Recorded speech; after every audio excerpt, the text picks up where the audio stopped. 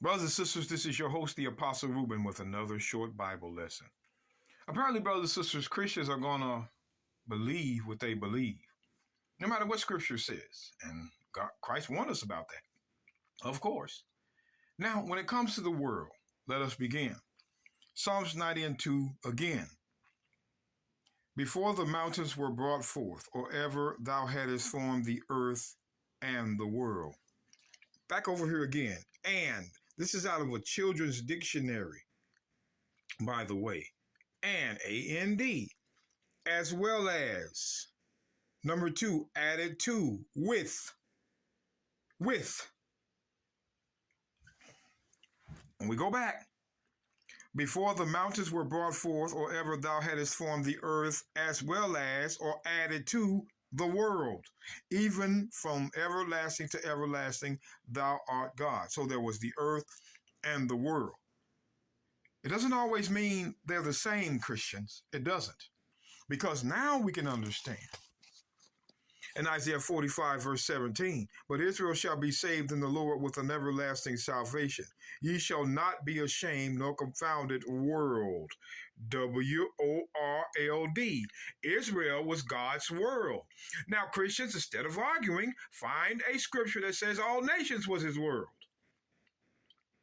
Don't argue, find the verse, and we'll retract. Without end. So Israel was a world without end. I want you to pay attention again. Let's go to Lamentations chapter 4, verse 11. The Lord hath accomplished his fury. He hath poured out his fierce anger, and hath kindled a fire in Zion, and it hath devoured the foundations thereof. The kings of the earth and all the inhabitants of the world. Wait a minute. Shouldn't the earth be the world here? No. You see that and. Let's go back to and. You slow bellies. As well as added to with. So when it says in Lamentations 4:12, the kings of the earth and all the inhabitants of the world. Who is this world? Because it says and, which means it's separate. All the inhabitants of the world would be Israel. Isaiah 45, verse 17.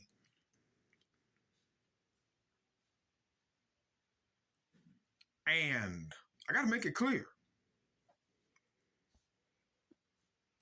As well as, and as well as, added to with.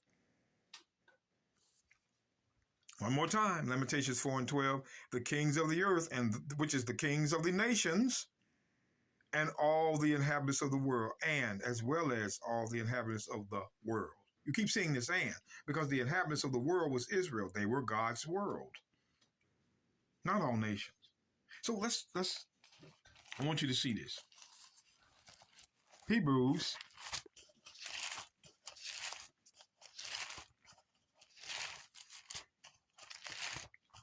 chapter 1, real quick.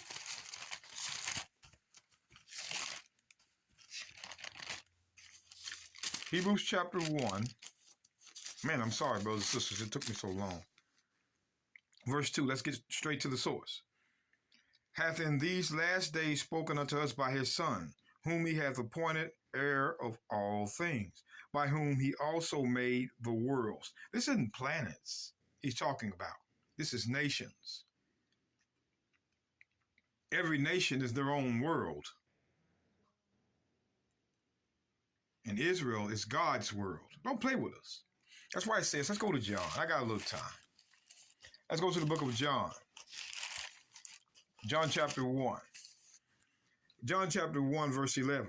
He came into his own, and his own received him not. Christ did not go to all nations. He came into his own. We know that. He came into his own. So explain this to me, Christians. Explain this to me real quick. John 12, verse 19. The Pharisee therefore said among themselves, perceive ye how ye prevail nothing. Behold, the world is gone after him. But Christ didn't go but after one. Christ didn't teach but one nation. Christ was sent for one nation. But it says the world has gone after him. All he was sent to was Israel, but the world has gone after him. Isaiah 45:17. We're going to shut you Christians up. Shut up and learn something. Don't always be quick to speak. John 18:20. The Messiah answered him, I spake openly to the world. Wait a minute. But he was sent unto Israel only. But he say, I spake openly to the world. You see the world? I ever taught in the synagogue and in the temple, whether the Jews, which were the world, always resort, and in secret have said nothing. Why is Israel continuing to be referred to as the world? Like in Isaiah 45:17.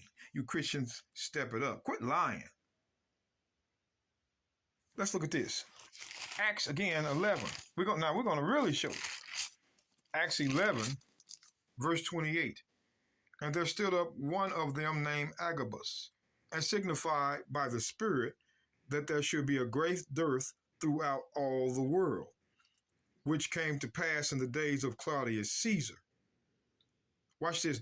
Then the disciples, every man according to his ability, determined to send relief unto the brethren which dwelt at Judea. Why? Because they were that world. Common sense, brothers and sisters. If there was a famine over all the world, wouldn't be no food to send nowhere. Common sense. Christ just told you in John 18:20, the world where the Jews, where he always resort, through synagogue teaching. Here you see it again, throughout all the world in the days of Claudius Caesar.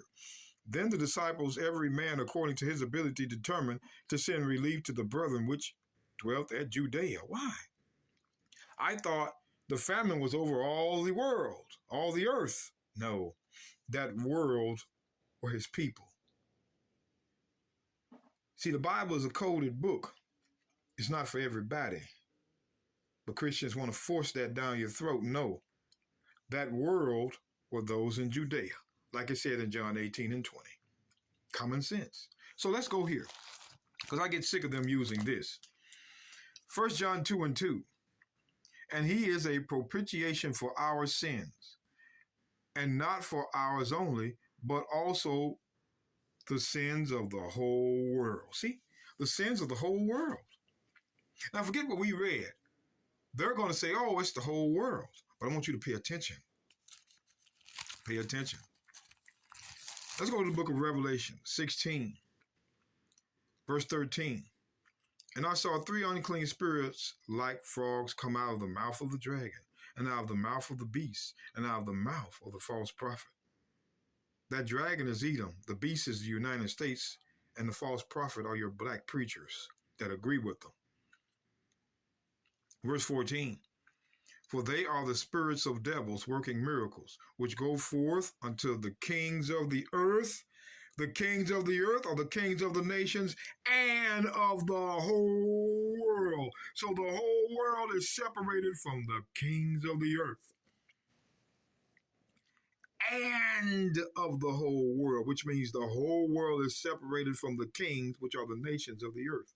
So who is this whole world that is separated from the kings of the earth? The world in Isaiah 45:17, Israel. Understand how to read, brothers and sisters. For they are the spirits of devils working miracles, which go forth unto the kings of the earth. Stop. The earth is the earth. But it says, and, that means aside. Let's go to and again. And again. As well as, added to, with. So who is this whole world that is dwelling with the kings of the earth? Israel.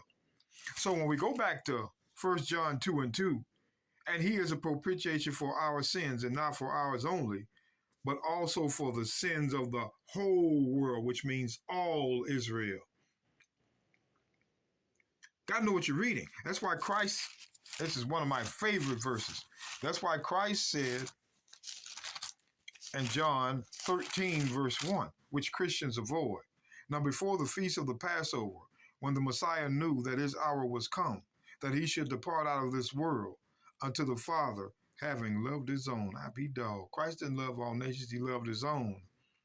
And he, which were in the world, his own that listened to his teachings, which were in the world.